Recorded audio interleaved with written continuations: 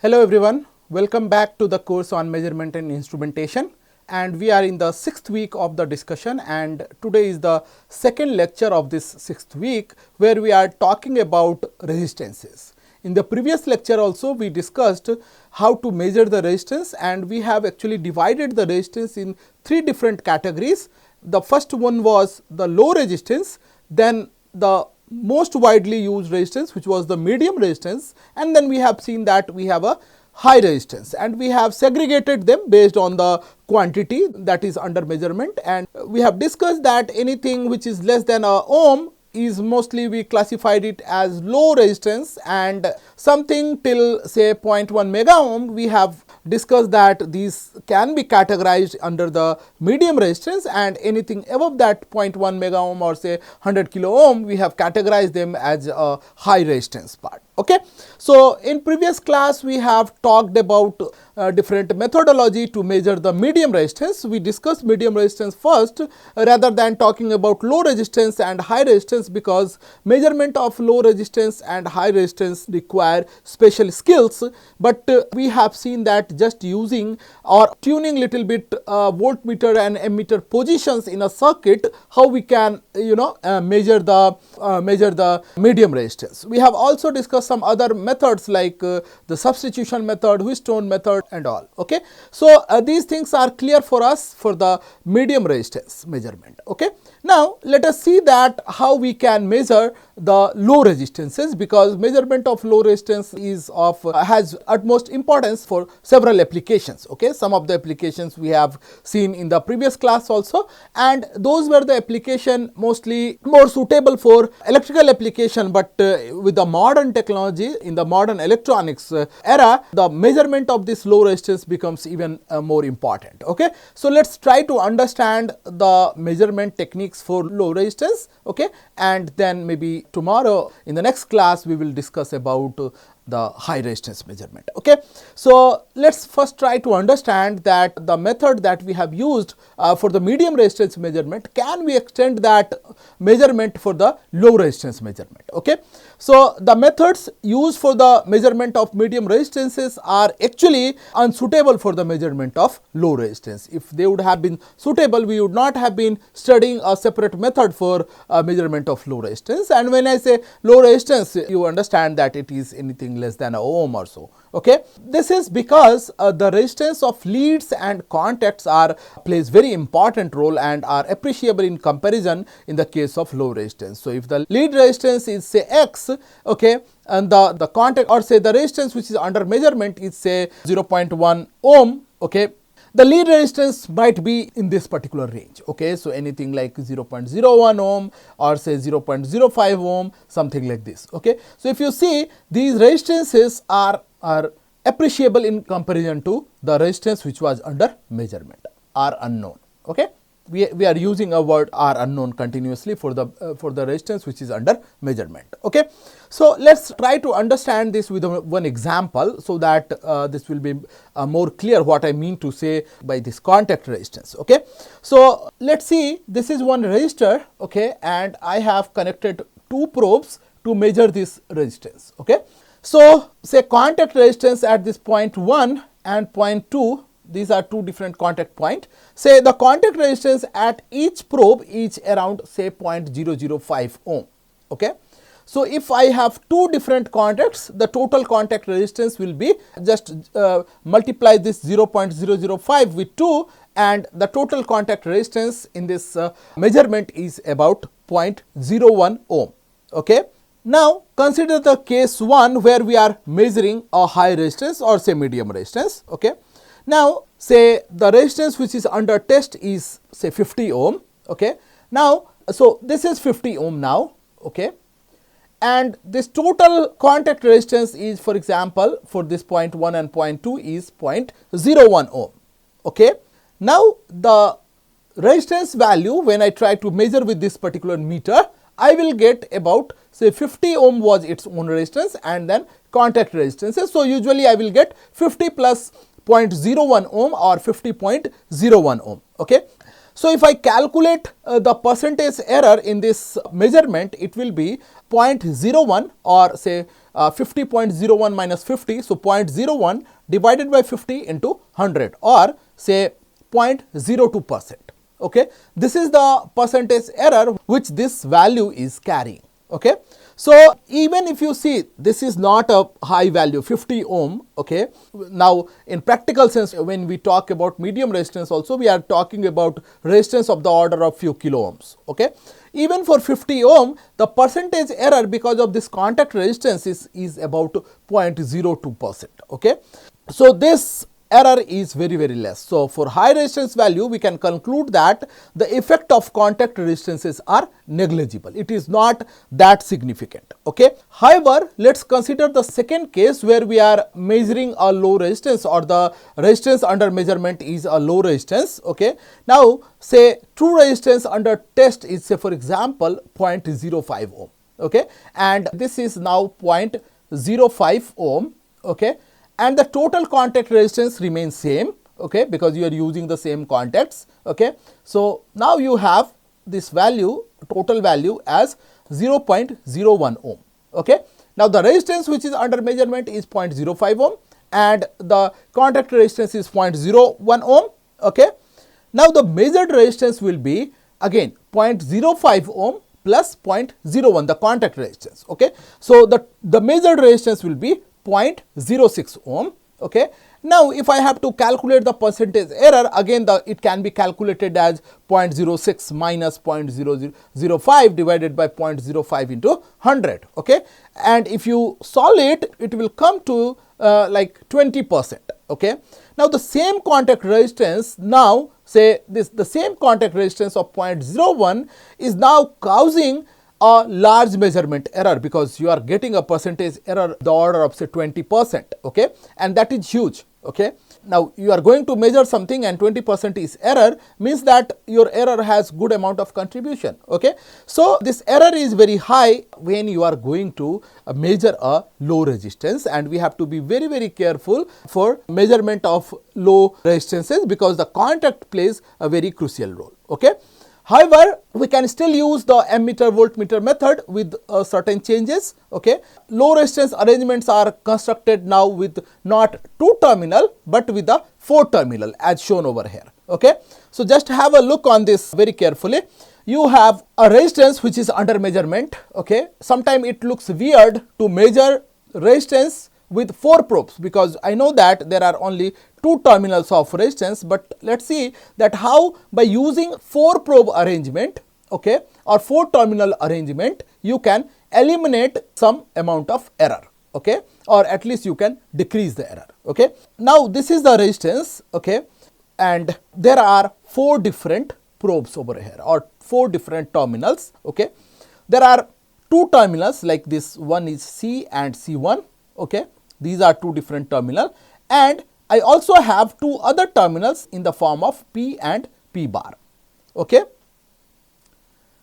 now one pair of terminal, this C bar, is known as the current terminals. Okay, and is used to lead the current into the resistance. Okay, so in fact, if it is allowing the current to flow, of course it is allowing the current to pass through this resistance. So it is basically helping this 2 leads C bar. Okay, is used to lead to and from the resistor, I can say.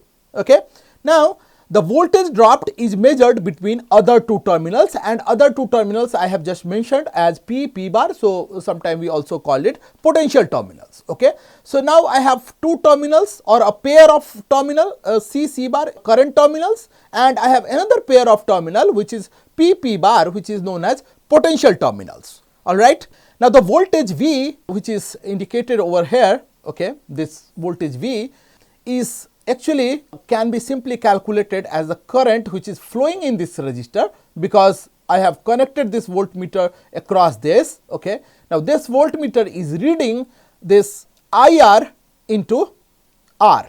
Okay, and this IR is the current which is passing this P terminal. Okay, or the voltage V indicated here is IR times the resistance R between the terminal P and P bar. All right, and please note that this voltage that it is reading does not include any contact resistance drop that may be present at the current terminal C and C bar. It is not including that. Okay, it is not including any contact resistance. So resistance of low values are therefore measured in terms of resistance between potential terminal and not between the current terminals, which was the problem with the voltmeter emitter method that we have done. Now, by using these 4 different terminals, actually you have overcome the problem that was with the 2-terminal device, and this 4-terminal measurement becomes perfectly and precisely definite in value and is independent of the contact resistance drop at the current terminal. So, you are allowing the current to flow through the current terminals, but you are not measuring the contact resistance between these terminals, and you are bothered about only the potential drop across the potential terminals. Fine. Okay. So now let us see that how we can even measure it more accurately. Okay. For that, we will be using Wheatstone bridge configuration. Okay. So first what we will do is we will understand a Wheatstone bridge configuration, and then we will try to derive another bridge configuration which is known as Kelvin's double bridge. Measurement. Okay. So for that, let's try to understand this with the Wheatstone bridge, and let's see that what modifications we have to do to measure with Kelvin's double bridge, or to reach the Kelvin's double bridge, what modifications we have to do in a simple Wheatstone configuration, and what can be issues with a simple Wheatstone arrangement that we have done in the medium resistance measurement. Okay. So I can say that the Kelvin's bridge or Kelvin's double bridge is a modification of the Wheatstone bridge that we are going to study. Okay, and it provides you high accuracy in the measurement of basically low value of current. But before we actually discuss the Kelvin's double bridge, we have to understand the demerits of the Wheatstone bridge in terms of accuracy and other parameters. Okay. So now let's try to understand this with the Wheatstone bridge. So now this is a Wheatstone bridge. Okay. Now Wheatstone bridge usually we draw like this. We have this P resistance, this Q, this is a R resistance. Okay. And say this is S. Okay. And then we have a galvanometer. All right. And of course this is battery and all. Okay. Usually we have this kind of arrangement for measurement of resistance. You have already seen that in the previous class, where we called this P and Q as ratio arms, and S was the standard arm, and this was the unknown resistance that we have connected. Okay. The same configuration we are using right now, but in place of connecting it like this, I have made this as actual wire over here. You can see that this is the same thing, just I have extended it as a wire. Okay. And we could have connected this galvanometer like this simply, but now I have connected somewhere here. Okay. And I am showing you that apart from this D position, it can also be connected to N position and M position. So this is again a wire, so it can come to here, it can come to here, or it can slide anywhere on this wire. Fine. So this is basic Wheatstone bridge only, but there is a little change in the schematic that I have drawn here. Okay. Now in this case, if you see, this R is the resistance of the lead that connects the unknown resistance R and the standard resistance S. Okay. So basically this curved line that you are seeing, M and N, okay, the resistance of this connector is basically this small r. Okay. And what this is doing, this wire is doing here is, it is connecting the resistance R with resistance S. So this resistance R is basically the R unknown that we have used in case of the Wheatstone bridge discussion that we have finished in our previous class. All right. So here galvanometer may have different connections, or it can be connected in various ways. Okay. But for the time being, okay, let's consider that this galvanometer can be connected into two extreme positions. Why I am calling this as extreme positions, let's try to understand this. Okay. So I am telling you that the galvanometer connections indicated by this dotted line right now, and this dotted line suggests the extreme positions of the connection. Okay. Now the connection may be either at point M or at point N. Okay.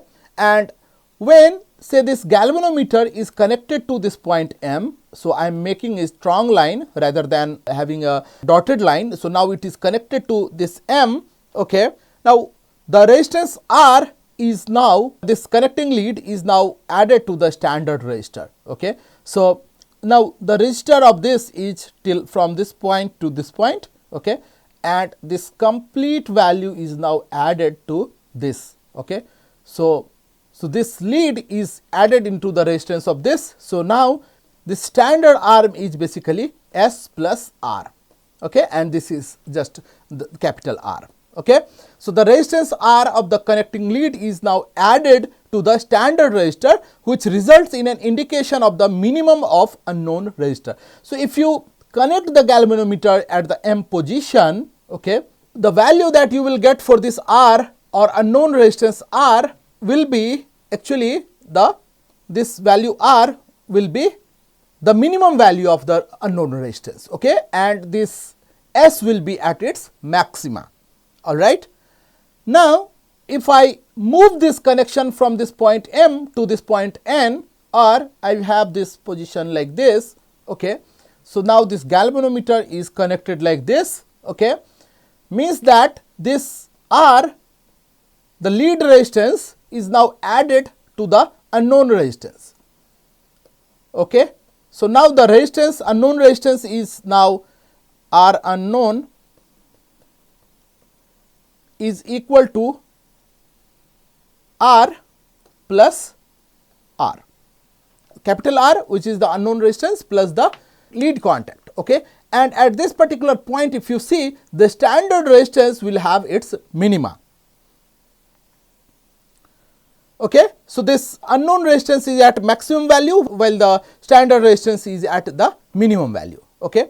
Now suppose that instead of using point M or point N, which gives you minima and maxima respectively, we make the galvanometer connection to any intermediate point, say at D. Okay.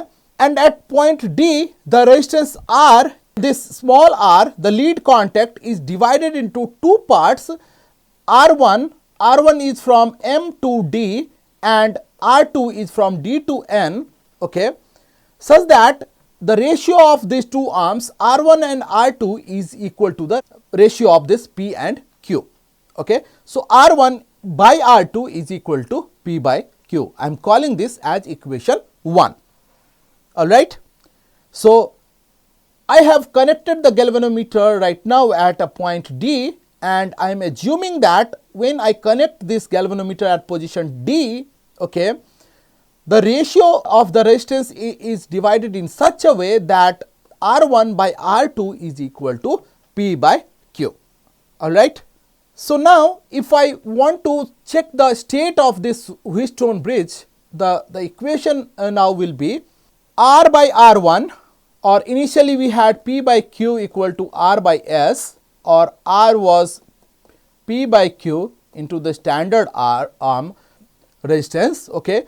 So now this R is in place of R, it is R plus R1. So R plus R1 is equal to P by Q into, because they are not changing, plus S plus R2, right. So R plus R1 is equal to P by Q S plus R2. Okay. This I am calling as equation 2. So R plus R1 is equal to P by Q S plus R2. This is equation 2. Okay. However, we have just assumed, or we have connected this galvanometer to point D in such a way that it is dividing this R into two ratio, two values R1 and R2, and R1 by R2 is such that it is equal to P by Q, and then from equation 1 we know that R1 by R2 is equal to P by Q. Okay. Now if I add 1 both side, what I will get is R1 by R2 plus 1 equal to P by Q plus 1. Okay. Or R2 plus R1 by R2 is equal to P plus Q divided by P divided by Q. So R2 plus R1 by R2 is equal to P plus Q divided by Q. Okay. Or if I just take reverse of this, what I will get is R2 divided by R1 plus R2 is equal to Q divided by P plus Q. Alright. Now, say if I multiply this particular equation R2 plus R1 by R2 with say if I multiply this equation with R1 by R2, I will get R2 by R1 plus R2 into R1 by R2 equal to Q by P plus Q into R1 by R2, right. This R2 get cancelled. So, I will get R1 by R1 plus R2 is equal to Q by P plus Q into R1 by R2 from equation 1 is given as P by Q. Alright. So, I can write this as P by Q, right. So, this Q get cancelled. What I get is R2 by R1 plus R2 is equal to Q by P plus Q, and we also got that R1 by R1 plus R2 is equal to P by P plus Q or P plus Q, right. So, these are some conclusion that we have obtained from this equation. Alright, and also please note that from this you can see that this R, the total lead resistance has been broken into two different resistances, okay, at point D. Alright. So, M to D it is R1 and which is in series with another resistance R2 which is from D to N. So, I can say that R is equal to R1 plus R2. Agree? Now, if I have R equal to R1 plus R2 from the two equation that we have just written here, okay, what we can write is R2 by R is equal to Q by P plus Q, or R1 by R equal to P by P plus Q, right. So, R2 is equal to Q by P plus Q R and R1 is equal to P by P plus Q into R, right. So, R1 is P by P plus Q R, yeah. So, this is what we have got, R1 is equal to P by P plus Q into R, alright, and R2 is equal to Q by P plus Q into R, okay, and we have assumed that, or we have found here that R1 plus R2 is equal to R, alright. Now, we can write the first equation that we have written, R plus R1 equal to P by Q into S plus R2. Now, this can be written in terms of R1 and R2 that we have just obtained from previous equations, okay. Say I am calling this was our second equation, okay. Let it be third equation, this is fourth, and say this is fifth, R2 is equal to Q by P plus Q into R, okay. Now, using equation 4 and 5, let us put these values of R1 and R2 in equation 2, and the equation 2 was this, R plus R1 equal to P by Q into S plus R2. This can be simply written as R plus P by P plus Q into R, which is equal to P by Q into S plus P plus Q into R, alright. So, you can simplify this like R plus P by P plus Q R, right. This is equal to P by Q into S plus P by Q into Q by P plus Q into R. This Q get cancelled, okay. So, I obtain R plus P by P plus Q into R. This is equal to P by Q into S plus P by P plus Q into R, right. So, this is what we have obtained. Now, this can be cancelled from both the side, okay, because this is existing in both sides. So, this R value, the unknown resistance value, can be given as P by Q into S, okay. Now, it is very clear that if our assumption that we had is R1 by R2 equal to P by Q. Means that if our assumption that we have connected this galvanometer at the right point is the point D, okay, and the point D is in such a way that this point D is dividing the resistance from M to N, which was R, into two different resistances R1 and R2 in such a way that the ratio R1 by R2 is equal to the ratio of the ratio arm resistances. Okay. So, if this assumption is true, okay, we have reached to a point that the unknown resistance can simply be calculated by the Wheatstone bridge equation, which was R is equal to P by Q into S. And please note that we are reaching to this value taking into consideration the error or the contact resistance into we have already taken the contact resistance in the consideration here. Okay. Otherwise, from the simple Wheatstone bridge also we could have reached to this point, okay, but now we are reaching to this particular point by taking into consideration the contact resistance, okay, and we have taken this lead position D, okay, and taken the resistance R1 and R2 of both the side, okay, and by doing all those mathematics we have reached to this position, okay. So, this value whatever we are getting is the most accurate value that we could have got, okay. Therefore, we can say that making the galvanometer connection at point D, the resistance of lead does not affect the result, okay. We can simply bypass the contact resistance, okay. However, the process that we have just seen is not practical, okay, because it is very difficult to find this D point, which is the sweet spot, okay, at which we have the ratio R1 by R2 to P by Q. Okay. So, this point is very difficult to achieve. Okay.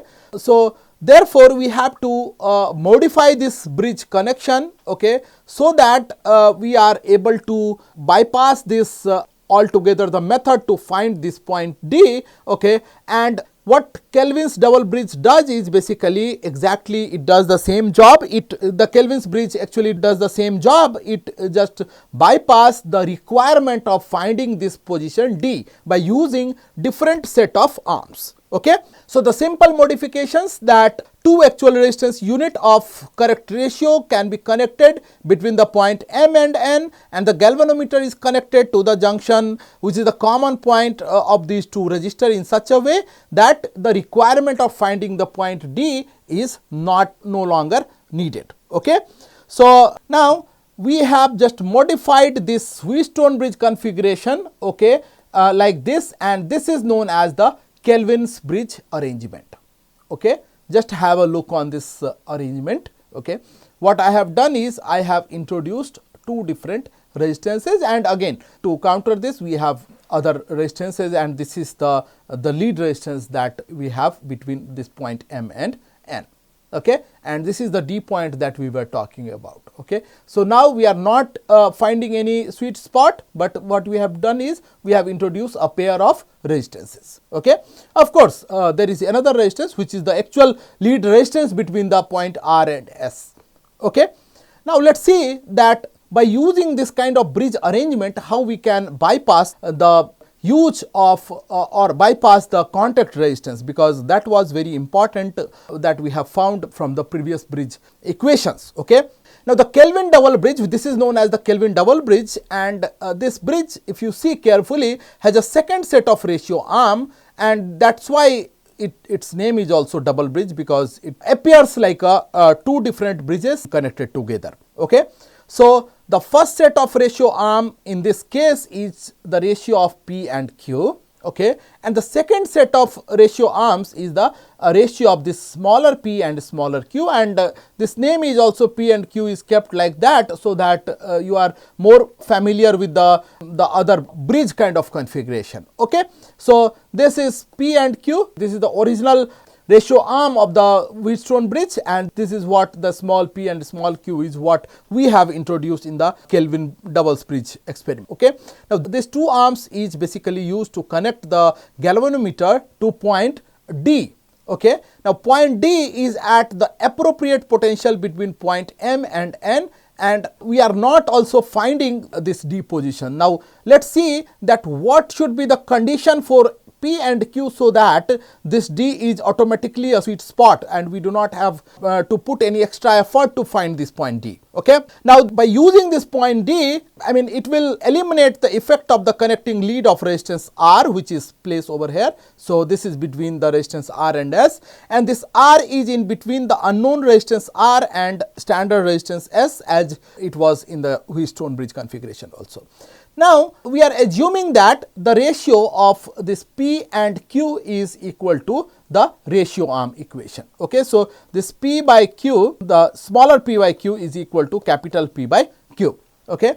Now under the balance condition, there is no current flowing through the galvanometer. So if this double bridge is also balanced, there will be null deflection on this. There will be no deflection on the galvanometer. Okay. Now this means that the voltage drop between point A and B, this EAB, okay, is equal to the voltage drop EAMD. EAMD is AMD.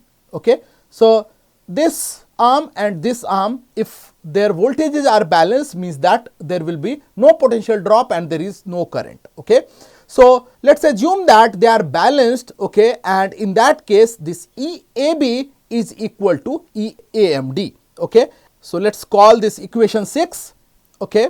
Please note that the voltage EAB is equal to P by Q into EAC.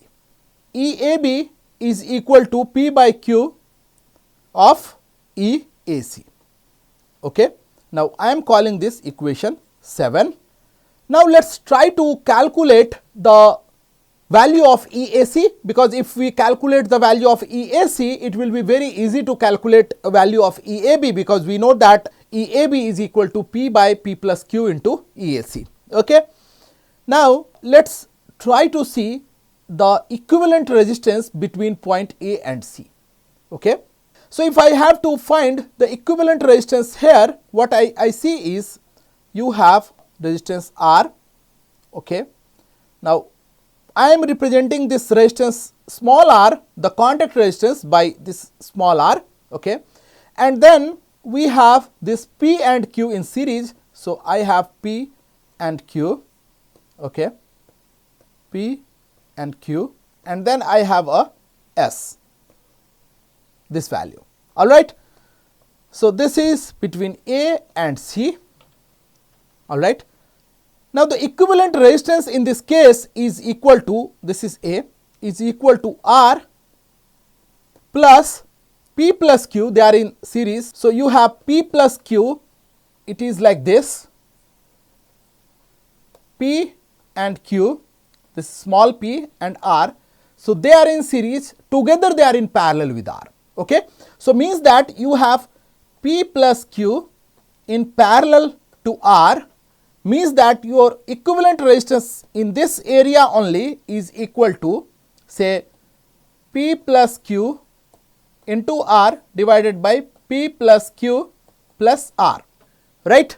So the equivalent resistance now is R plus P plus Q into R by P plus Q plus R, okay, plus S, right. So this is the equivalent resistance between point A and point C. Okay. And I know that current I is flowing here. So if I have to find EAC will be equal to current I multiplied by the resistance, and the resistance is R plus P plus Q into R by P plus Q plus R plus S. So by simply multiplying this value with current I can find EAC. Okay. Now this value is I into R plus S plus P by Q into R by P plus Q plus R, right. Now I am calling this equation 8. This is my equation 8. Okay. Similarly, I can also find the EAMD. Okay. Now EAMD is again two different branches. R, this equivalent resistance between AMD can again be found as R plus P by P plus Q into P plus Q into R by P plus Q plus R, right. And again, if I multiply this resistance value with the current flowing through it, I can find EAMD. Now, I am calling this value as equation 9. Alright, so I have from equation 6, I have EAB equal to EAMD, alright, and EAB we have just seen is equal to this capital P by P plus Q into EAC, and from equation 8 we have found value of EAC, and from equation 9 we have found the value of EAMD. Alright. So, for 0 galvanometer deflection, we know that EAB has to be equated with EAMD, okay, and EAB is nothing but P by P plus Q into EAC, and this was the value of EAC that we have got from equation 8, okay, and this value is equal to the EAMD value that we have obtained from equation 9, which is this, okay. Now, say this is equation 10, okay. Now, if I simplify this value, okay, if I simplify this value, okay, I will reach to a position where the unknown resistance will be equal to P by Q into S plus this small q into R by P plus Q plus R into capital P by capital Q minus small p by small q, okay. Now, this is I am calling equation 11, okay. Now, if you remember, our assumption in this Kelvin double bridge was this inner ratio arm, this small p by small q is equal to capital P by capital Q. This was our initial assumption, if you remember, that we have assumed, okay, in the Kelvin double bridge. Now, if I put this value from this assumption into this equation 11, okay, this P by Q as capital P by Q that we have assumed, okay, what I get is this unknown resistance is equal to P by Q into S plus QR by P plus Q plus R into P by Q minus this small p by Q, and this P by Q is again equal to this capital P by Q, means that this term becomes, make this total term as 0, means that if you multiply this also, this term is, so total term becomes 0, okay. So, the unknown resistance is now can be written as P by Q into S, okay. So, in the Kelvin double bridge experiment also, we have found that unknown resistance is equal to P by Q into S if our assumption is the inner ratio of this resistances P by Q is equal to the outer resistance or the actual ratio arms values, okay. So, small p by small q is the assumption based on which I can have this Wheatstone bridge equation that unknown resistance is equal to P by Q into S as a correct value, okay. So, it indicates that the resistance of the connecting lead R has basically no effect on the measurement, provided that the two set of inner ratio arm is equal to the outer ratio arms, okay. There is actually no inner or outer ratio arms. I am just assuming that this value is the inner ratio arm and this is the outer ratio arm, okay. So, by this actually if you see, we have totally nullified the effect of the connecting lead R, okay. So, this is method of measurement of low resistance. So, we have seen that for low resistance measurement, we have to basically take care of the contact resistance. If we can nullify the effect of contact resistance, our measurement will be correct only, okay. So, with this we are closing our discussion on low resistance measurement. We do not have that much time to discuss all the methodologies for measurement of low resistances in any circuit, okay. In the next class, we will continue our discussion of resistance measurement and we will see certain techniques for high resistance measurement. Most of the time requirement of measurement of high resistance is not that much, but then also since this is a course on measurement and instrumentation, we will learn that how to measure a high resistance. Thank you.